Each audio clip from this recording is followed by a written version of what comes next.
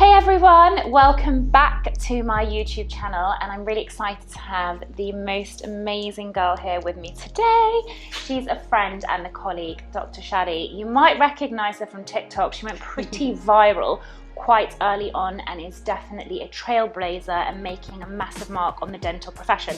So I'm really excited to be with her today. And okay, I'm going to ask you the boring bit. Subscribe and like to my channel. But apart from that, we're going to talk to you today about the dream job, how to get the dream job, our top tips, okay?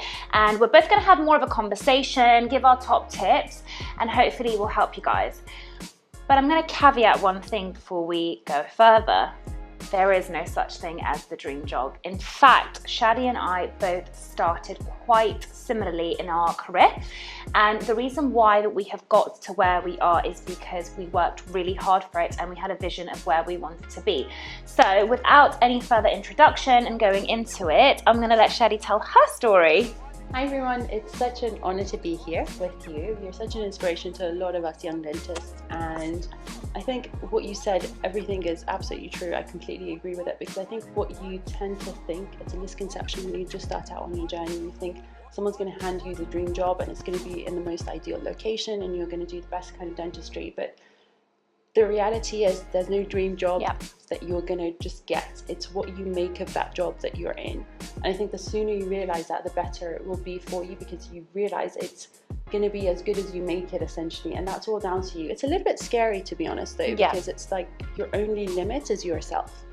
And I'm at that stage in my career where I'm now just trying to make it, because I've just gone through this epiphany of, you know, there's no dream job and it's up to me to take every opportunity and make the best of it.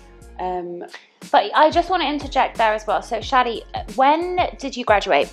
2015, so about 6 years ago now. 6 years ago. I graduated in 2010, and I guess similarly to me, I know things changed, but you went on to do VT, right? Yeah. So I did the same. I went on to do VT in 2010, and in short, in dental school, I definitely wasn't somebody that fitted into dental school. It's really lovely because I get lots of messages from people that were on clinics with me and were like, it's so great to see where you are. But the point is that I always knew where I wanted to go with dentistry, even when I was a little tot in dental school.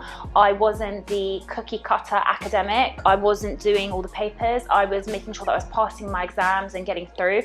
That's a really difficult part of dental school, I think, because all the people that were at the top of their game at school got the best A-level grades, GCSE grades, and then suddenly you're with the most academic people all in one place and you're actually average compared to them.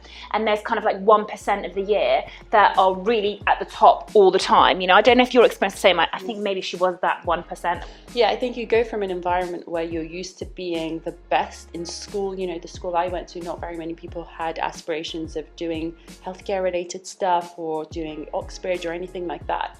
So it was very much like I felt like I was a top dog in that school, and to go from that position to somewhere where everybody else is like you, doesn't matter whether you have, you know, academic achievements, all this extracurricular stuff, everyone is the same as you and you're not special anymore. So that takes guts to go through that, and I struggled a lot in my first year.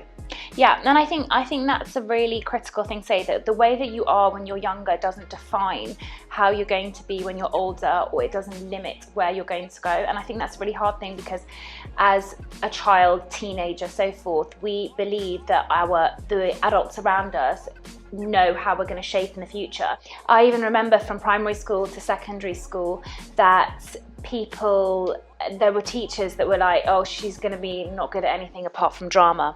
Well, teachers, drama has served me well in this scientific arena. So don't let those self-limiting traditional views put you down. And one question I get a lot on social media is, how do you marry being passionate about like arts, creatives, fashion, everything like that with science? And in short, I think you can. You just got to have a vision and, you know, really stick to it, you know? And look, that's what makes you special. For example, if you were like anybody else out there doing clinical dentistry 24/7, you're not really going to stand out. But, you know, each to their own. I think what I, again, realized in the last year was that you don't have to fit everyone else's definition of successful or intelligent, because there are different ways to get to the same goal. So for somebody working 24/7 clinical dentistry, that might be their goal, and good for them. For me, it's not that. Exactly. I like doing other stuff that's exciting for me. I like raising awareness, you know, whether it's through social media or whatever it may be. And I think now, luckily, we're at a stage where we're allowed to do that. There is that acceptance. Scope. Exactly. There is that acceptance for you to go out there and do what you want to do, and have, you know, you can have an impact through whether it's social media or whether it's in the clinic, or you can do both. So I think our profession is unique in that you have that opportunity to make it what you want. Yeah, one thing that Shadi and I do have in common is that we have used social media to raise awareness and to change the perceptions of the public when it comes to dentistry. So I like to call her the TikTok queen. I have not nailed TikTok. I think I'm a bit old, but I certainly was one of the early bloomers on Instagram. I started Instagram way before any dentists were on it, and I was inspired by other creatives. So for me, it was people that were doing cooking, makeup, fashion, and what I recognized is they were building a community and really connecting with their audience. And I thought, why can't dentists do that? And it was really funny at the time. I was doing a dental course, and on that dental course by a really famous professor, he goes, I don't understand the point of social media and dentistry, and what would be the point of dentists on Twitter? All they say is, hey, today I did some whitening. And I just thought, you know, you're really missing the trick, because it's not just about telling people what you're doing in your day. It's about really building, as I said, that family, that tribe that you've got online, that you can share views, and if you share them and then they like them, they can share them, and you're impacting people. And I think because dentistry has such a negative view in the public, we have the opportunity to change it. A lot of people have heard about my Instagram story. I talk a lot about really understanding your branding. Are you connecting to patients, or are you just connecting to other dentists because you want to sell courses and talk about techniques or educate each other on that platform? But certainly for myself, I'm not going to put photos of retracted teeth, for example, because a patient won't understand what that is. So I have a very clear vision that my patients are my audience. But I want to know about your TikTok journey, how it started and how you blew up and how you went viral, 9 million views on some videos, because I think that's a really interesting platform to talk about. Yeah, so TikTok, I feel it's very kind of you to call me the TikTok queen. I'm very, very protective of TikTok because I feel like it's my baby. And when I started on TikTok, so similar to you when you started on Instagram, without pretty much no one, 2010 was the year that I started dentistry. Not very many people were on Instagram, dentists especially. And it was the same on TikTok. TikTok was a relatively new platform, and everyone was just kind of having fun on. Was it in the pandemic? It was just before the lockdown, so it was March. Yeah. When I finally caved and downloaded it, and I started making like really random videos of my cat, because if you see enough videos, you want to create some videos. And then I created a video about how to become a dentist, my journey into becoming a dentist.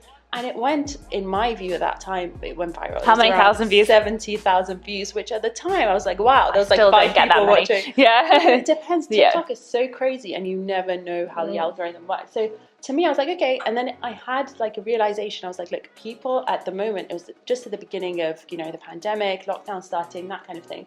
And I was thinking, I was like, look, everyone who should be at school right now is at home on their phones. And apparently TikTok is where they are at the moment. Yeah. So I was like, why don't I use this platform for the good? I'm going to help raise awareness about how to get into dentistry, because when I did dentistry, I didn't have very much help. So I kind of had to find out everything by doing it wrong first time around and then doing it. So I was like, if I can say something that's very obvious to me now on the other side, to people, then if that helps them even a little bit, then I'm all for it. And it was an excuse for me to, get dressed up, do my makeup, do my hair.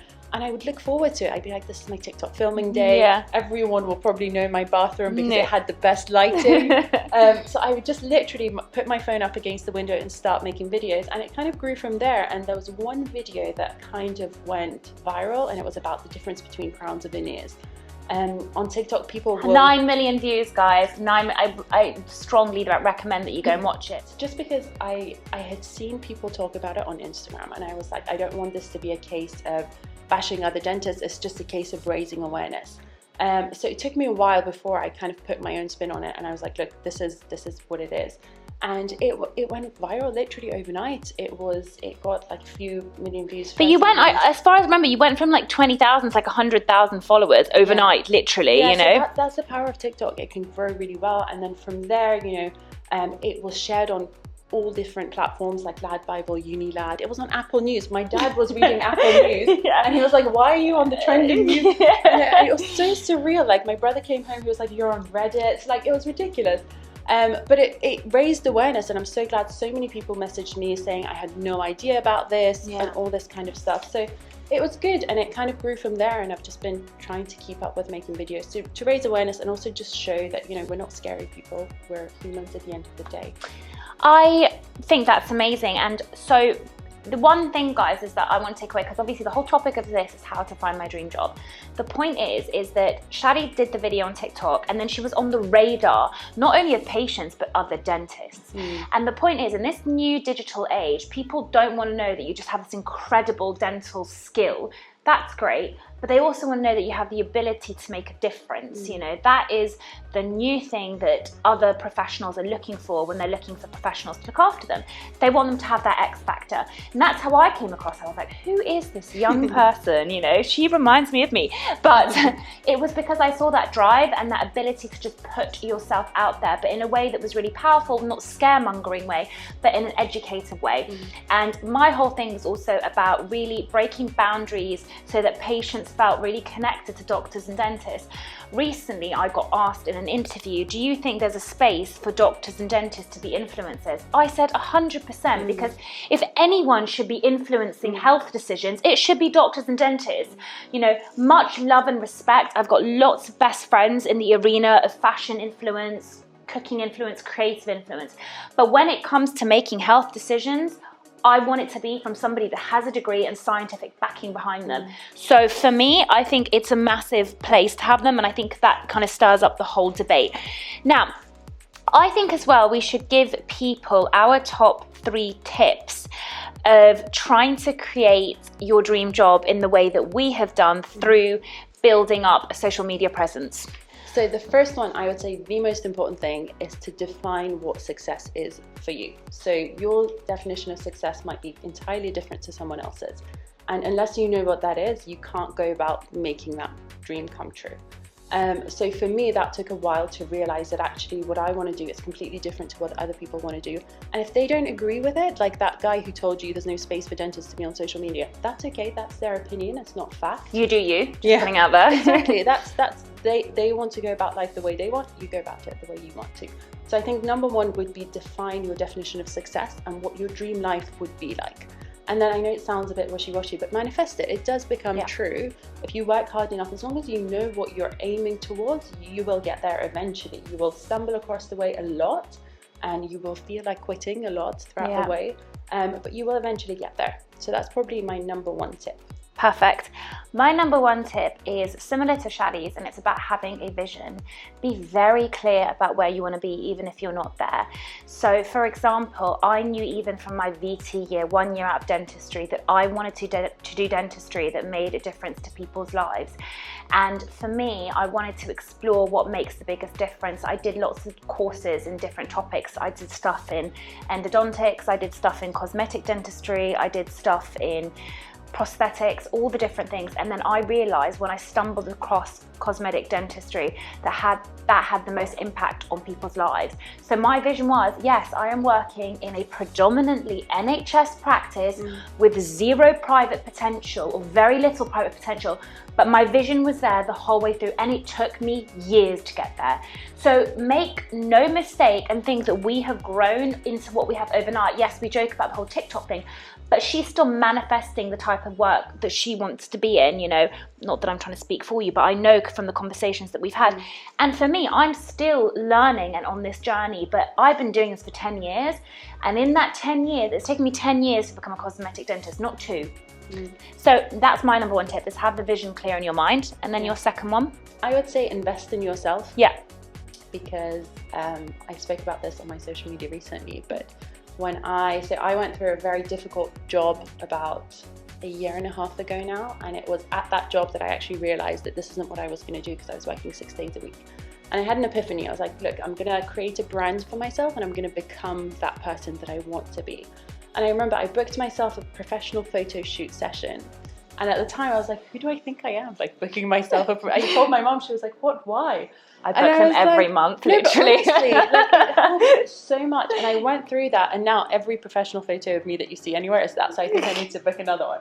But I invested in that. At the time, it was an investment, but the amount of use that I've got out of those photos is incredible. So invest in yourself, whether it's from a branding point of view, whether it's from a courses point of view. People don't realize how many courses we go on, how much time we spend trying to become the best version of ourselves. And, you know, as a dentist, you commit to lifelong development and learning. And that's not just clinical dentistry, it's a lot of other things that go into it. So I would say definitely invest in yourself. At the time, it's going to be a bit scary, and you're not going to understand why you're doing it. Other people aren't going to understand why you're doing it, but it will make sense one day. Love that point. I echo Shadi's thoughts, and that brings me on nicely to my top tip number 2, and that is don't waste your time on jealousy. Now, I know that's a really strange one to say, but as health professionals, particularly ones that are very driven academically, we tend to compare ourselves to other people. And I think in this compare and despair space, particularly on social media, you could end up feeling really low about yourself and not progressing at all. One of my favourite songs in the entire world, you might be a bit young for this, but one of my favourite songs is Baz Luhrmann, the Sunscreen song. And it's basically a talking song. Yeah! It's like 4 minutes. Yeah, exactly. So listen to it. I listen to it actually every single morning. And one of my favourite lines is, don't waste your time on jealousy. Sometimes you're ahead, sometimes you're behind, but the race is long, and in the end, it's only with yourself. And that is so true, because we spend so much time worrying about what other people are doing and compare ourselves to where they are in life. But in reality, they're never thinking about us. And actually just stay in your own lane, block out the noise. And if you feel yourself getting stuck in that compare and despair space, become more self-aware about it. I actually listened to an incredible podcast by the only comparison coach. No, I think there's more now. Comparison coach in the world, someone called Lucy Sheridan. She is an amazing speaker. And when she talks, she coaches people on how to not become stressed about comparing themselves, particularly in social media. And she describes different personalities of comparers. So for example, there's the scanner personality, and that's when they scan everyone and everything and compare themselves to every part of it. And then there's other types like the archer, and she goes into different ones. You know, for example, there's people that just compare themselves to their friends or their close circle, not necessarily random people they don't know. So it's having awareness on that, but like kind of staying in your own lane. And I definitely was guilty, because when I became known on social media for doing lots of stuff with patients and all this stuff, I started then comparing myself to this incredible group of academics that were doing unbelievably skilled work under rubber dam. And I was like, oh my God, I need to be doing that now, you know, rather than sticking to my own. So definitely don't waste your time on jealousy. Don't get stuck in that compare and despair space. Very good point. Very good point. Great. And what's your point number 3? My point number 3 is probably one of the most important points. And I think look after your own mental health, because I think as healthcare professionals, you get so bogged down in helping other people. And now, you know, we have to be a jack of all trades. You have to do photography, you have to do social media, you have to do all this incredible stuff, and at the same time have a personal life. I think definitely, as much as I love, you know, working towards my goals and I'm driven, I love a good day of literally doing nothing, like staying in bed watching Netflix and chill. Yeah, I think you need that. Yeah. I think we all, not you, but yeah, I do need it, and I love it. I'm watching Line of Duty at the moment, in case anyone's wondering. Okay. But I think we all need that. And I think throughout my first year, I talk about this a lot, but I struggled a lot throughout my first year, because I was studying the entire time. And literally my body was exhausted, my brain was exhausted, and I wasn't taking anything in. If I had taken one day out to, you know, go shopping, go and have an ice cream with someone, like, look after yourself, and then you'll be far more receptive to things. So if I've done, say, a full week of clinics, I'm so exhausted. I hate my life, I hate my job, I hate everything. Whereas now I found the balance of, you know, working part-time clinical dentistry, having enough time to put on things like social media that I enjoy doing, that I can see are making a difference or will make a difference at some point. and at the same time just look after your own mental health and know what works for you. So I love being busy, I love being driven, but at the same time I'm an introvert by nature, so I need to have a day or two a week to do nothing, speak to no one, you know. And I think that's, don't be apologetic for that, you know. Like I think now we're a lot more accepting of people who have conditions like anxiety, OCD, and we're talking about it more. But you know, 10 years ago when I was studying dentistry, no one was speaking about it, so you kind of had to be hush hush and you couldn't speak about it. Whereas now, you know, be open, tell your friends, look, I'm having a mental health day, like please don't speak to me, I'll speak to you tomorrow, you know, unless they need you. But I think definitely look after your mental health, and then you'll be the best version of yourself in both your professional and your personal life. I think that's a really important point, because I'm really passionate about it and definitely have been, I don't know what the word is, exposed to the very negative and dark side of social media. My last point is, point number 3, top tip, is stay consistent. It's really important. Consistency is key. I think it's very easy for people to give up very early on. I always give the analogy of people going on a health journey. They might decide that they want to change their lifestyle habits, you know, eat better, get in better shape, train, and then they don't see a difference after a week or 2 of trying really hard, and then they kind of go completely the other way. They might binge, never go to the gym again, and just be like, oh no, this has not made a difference, I'm not going to make, you know, I'd rather just enjoy my life. But consistency is key, and I think the cheesiest but most effective thing that gets told to me over and over again is trust the process, because it is a process. And you know, even with me, I'm not necessarily accelerating at other points of my life, but I'm very consistent in just doing it every week, just doing it. Even for me, for example, my TikTok's not so great, but I'm quite consistent. I'm actually very consistent. I'm making sure I'm at least posting something, and I'm trying to find, I'm trying to find my feed, but at the end of the day, the consistency is key, because you've got to try it for years and years sometimes before you get anywhere, and you can't expect the results. No one is going to get you that dream job but yourself. No one is going to make that change but you. Okay guys, thank you so much for tuning in again. I hope that was helpful. As always, give us some comments. Shadi's an amazing individual. I don't often invite people to have a day with me, but I see something very special. So I'm really grateful that she's here today. And as I said, we will be doing other videos together. So have a great day.